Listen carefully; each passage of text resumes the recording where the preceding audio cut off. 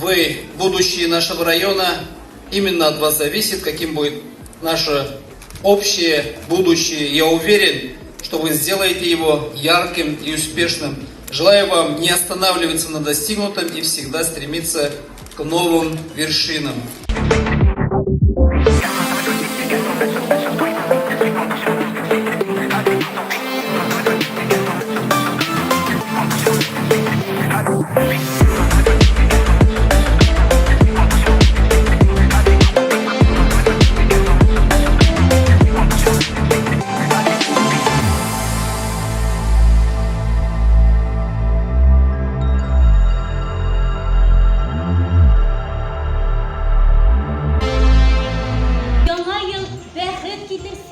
Her şak yılmayıp dursun yüzügüz. Koygu burşular şikletlik bütsin. Selamet bulunuz. Bäxetli bulunuz.